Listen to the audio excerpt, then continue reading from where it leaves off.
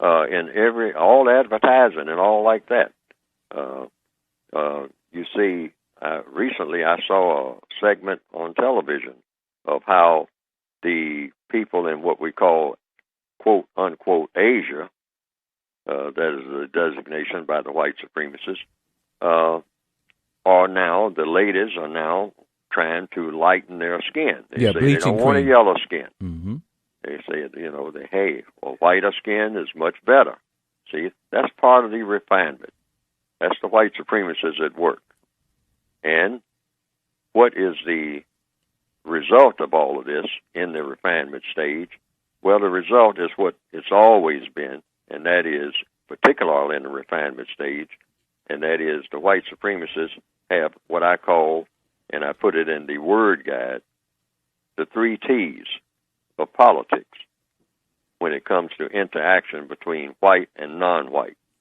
And that is, the white supremacists have established the 3 T's, and that's tacky, number 1, number 2, trashy, number 3, terroristic, meaning you never get any better than tacky in the interrelationships between, if you can call them relationships, white and non-white.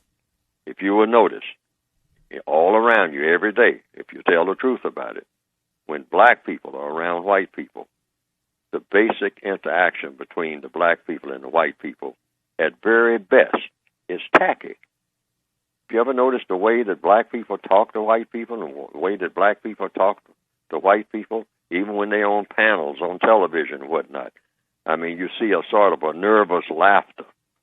Usually the black people start the laughter because they can sense that there might be a little bit of tension there. So no matter what they're discussing, somehow the black people wind up laughing and joking about very serious subjects. Because if they don't laugh and joke, then it gets too serious too quick, and then hostility begins to form. Yeah. See?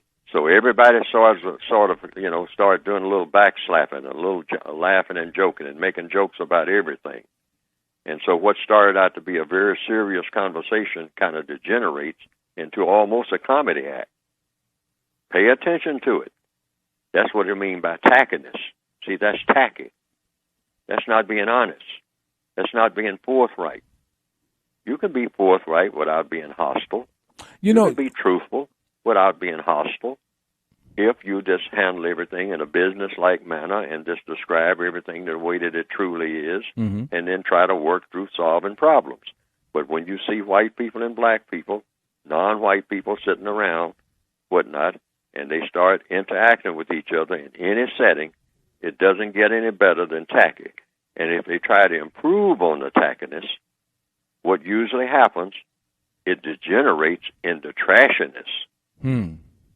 They start trashing each other, either directly or indirectly. I mean, even, they'll be coming up during the so-called holidays in the Northwestern Hemisphere. Ever notice an office party? It starts off with that nervous tackiness. Yeah. I'm talking about an office party. Yeah, I've seen All right. Now, when they try to improve in the conversations and whatnot on the tackiness cannot be improved because it's going to remain tacky in the system of racism. So where does it go? It goes into trashiness. And all of a sudden, all of the activities of the black people and the white people at that party turns out to be trashy.